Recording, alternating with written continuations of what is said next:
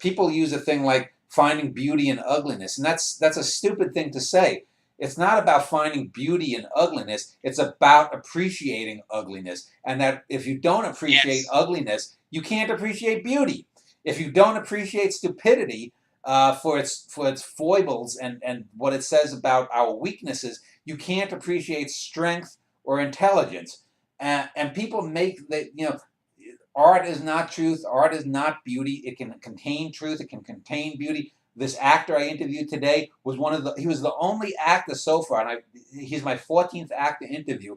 I think every other actor has talked about acting, talking about the truth of the moment and whatnot. And I said, he used the word reality. And I said, you're the only actor that used the term reality. And he actually agreed with some of the things I'm saying, that acting or art cannot be truth. It is fake, and it has to get to reality. And it's interesting because, if you do the math, I guess 1 in 14 is maybe 7%. I'd be surprised if 7% of the overall human population would even understand that kind of a difference. I brought that up to another person I interviewed, I think last week. I said, the difference between truth and reality. Oh, no, when I was doing this, it was a podcast I was interviewed for that hopefully in the next week or two will come out once the guy gets it online. I tried to explain the difference between truth and reality to him, and he didn't seem to get it. But I don't know. I'll have to follow up with him. Also, speak about. Do you have any kind of insight into the successors of John Lindsay? There's been a lot of mayors since then. What mayor? Which one do you want to talk about? I mean, I anyone left. Post your time in New York. Do you have any kind of insight into that? It would just No. be interesting because I know that you have ideas of going back to New York if you would set it in the 60s again or the 70s, or if you would push it up to present times. Well, I'm going to have a book that I totally called The Grand and the Glorious, which is going to be about the demise of the Maravelli family. What I set up in the spy book, when you get to read that, is that the secondary character from the Vincetti Brothers, Joey Greco, ends up by the mid to late 90s becoming the de facto head of the Maravelli family. Big Frank is still the boss, but Joey Greco becomes what's called the day boss. He's the face of the family. He's the guy who's sort of the sexy, glamorous boy, and he takes over the family. But eventually, once I get to do that book in the next 2, 3, 4 years, The Grand and the Glorious, because the ideas have to come to me, but that's going to be a book where I'm following a dual narrative. It's going to be, half of it is going to be set in the late 60s, early 70s, where Joey Greco gets his start, and he looks up to another character from another book, a minor character called Sally Trengese, Sally T, which was a real person I knew who first appeared actually in my memoirs, True Life, and then I fictionalized him to appear in some of these New York novels. And so that's going to follow a track where we're going to see the 60s and 70s. We're going to see the start of Joey Greco's career in crime before he met Gino Vincetti in the mid 70s, and then we're going to the rest of the book will be set 50 years later when he's an old man, Joey Greco, and he has. We're going to find out, and I can say it, that Joey Greco is actually the one who knocks off Big Frank. So just as Big Frank was Paulie's protege and ended up killing him, the guy that Big Frank installs as the day boss ends up betraying him and killing him. We're going to think it's Tony Luft in the book. I've left clues at the end of the Norwegian with that whole Spiders of Eden thing. That perhaps Tony Luft is the one who kills Big Frank, because we find out Big Frank dies in 2014. But we're going to find out that's really Tony Luft didn't do it, that it was really Joey Greco. And I've got a good scenario where Tony Luft apparently had a young protege, and we think it's Tony Luft's protege that off Big Frank, because there's that scene at the end where Big Frank kills off everyone, where he makes fun of Tony Luft and he says, "Get the fuck out of here, you idiot." And so he lets loose finally on his contempt for Luft. And so we think maybe Luft pulls the thing like where he killed his uncle because of the goldfish in Vincetti Brothers. But we find out in this book that Tony Luft supposedly died in 2004 or 2005, so it couldn't have been him. So I'm going to have Joey Greco. So I will go back to the New York of that, but that's going to be, since I haven't lived in New York since 1991. It's only going to be in sort of the New York of the mind, because I'm not going to write it. I don't care about it. It's going to be set just like I'm in a sense freed to do the science fiction book and my vision of the future of humanity expanding out into the galaxy.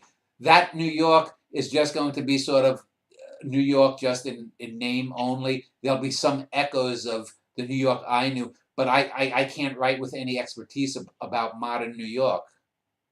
Yeah, the backgrounds are very well sketched, so that was the only curio I had with that.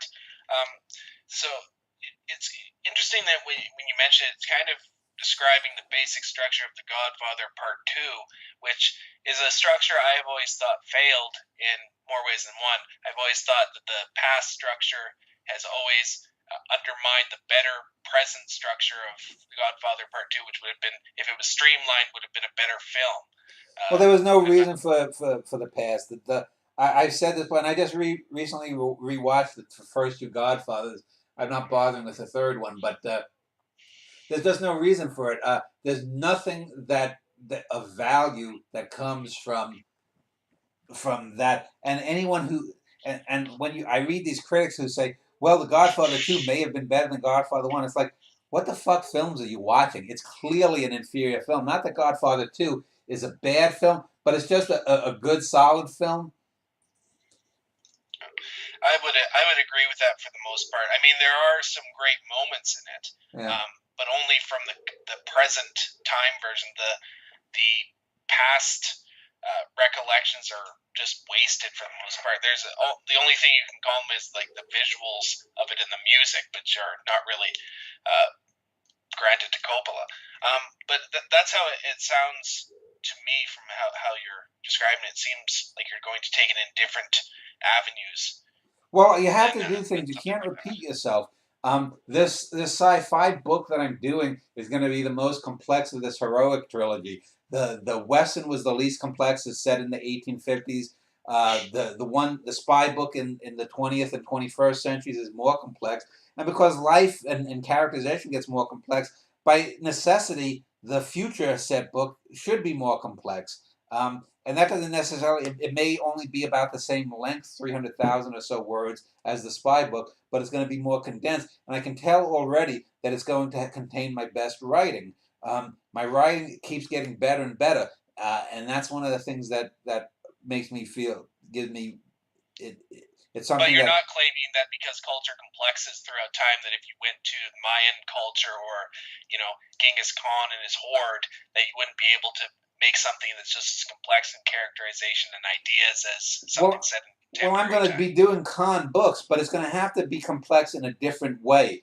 For example, just the linguistic exchanges between people cannot be as complex, because the ideas were not as complex 1,000 years ago when Genghis Khan and the Mongols were ruling.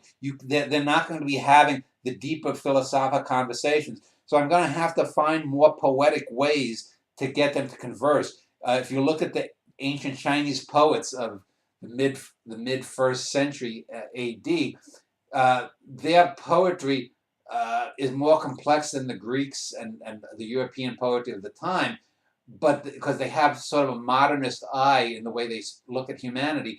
But they'll talk about seeing armies off in the distance or whatnot, but they're not talking about these more complex ideas because their societies didn't allow for that. Just as in 1,000 years, people will be talking about complex societies, maybe the way humanity maybe takes control of its evolution. If there are other sentient beings and galaxies or civilizations, and they don't eat or conquer us, we may have relationships with sentient creatures that we have no clue about. In the science fiction book, for example, racism and sexism and bigotry against sex or religion or sexuality has gone away, but there are still lingering tensions between what I call the nats, the natural humans who are unenhanced, the Bions, who would be cyborgs, who are part machine and part human, and the Andes or androids, who are artificial humans. So there are three levels of humans in this futuristic society, which is a classic trope. And then there are a few other sentient species that humanity has encountered. But pretty much my galaxy is similar to the Foundation Trilogy galaxy in that it's humans that are the dominant species out there, that we've conquered. In my book, I think it's something like 8 or 10% of the galaxy, and out of the 2,000 plus worlds we have colonies on, there's only about 7 or 8 sentient species we've met, and none of them are as complex as the humans, except for a couple of ancient cultures that have gone extinct, that have moved beyond the physical realms. So you have each book requires doing things in a different way. I you know on a surface level, the writing in Vincetti Brothers and Norwegian the Family looks kind of, similar, because there are long passages and long scenes and dialogue with the total immersion. But they're fundamentally different books in their approaches, in their outlooks. As I said, uh, Vincetti Brothers is a gritty, dark and white film. If you were to film it would have to be in black and white. And anyone who watches this, if in 40 or 50 years they wanted to make a film of the Vincetti Brothers, I would state it has to be in black and white. Otherwise, don't touch my work until it goes in the public domain, and then you can rate me. But a Norwegian in the Family should be in bright Technicolor, and the films that a film of that, or if they did a mini series or a cable series for 7 or 8 years, that has to be in bright 1960s Technicolor. Andy Warhol is born for Technicolor. Truman Capote, Technicolor. It's the 60s. You mentioned the Vincetti Brothers. That I had recently watched Rocco and his brothers, and we were talking about the editing process. There are whole characters and scenes taken straight from that film and put in Vincetti Brothers, although you alter it slightly. And that was an interesting thing of how you take one thing and you make it better.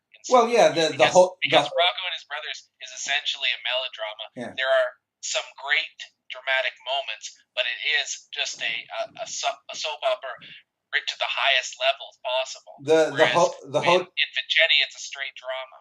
The hotel humiliation scene, I use that, but it has a deeper significance. Also, the whole thing with the two brothers and the girl and the rape of Cindy McGee. Those are the two main threads I took from Rocco and his brothers. There's also the characters themselves. Like the Aldo character is essentially the Alain Delon character too, in that it shows his weakness. He's a weak-willed character, and the Gino character is certainly a conduit. I can't remember the actor's name, but the raper is essentially Gino. Although both Gino and Aldo have more complex traits, and it's as if you took a lot. They're more complex and they're worse people. The melodrama. Yeah, and they're worse people. Melodrama has its place, and there are some melodramatic moments I have scattered throughout my fiction, but it's melodrama used for the specific purpose to illuminate something deeper.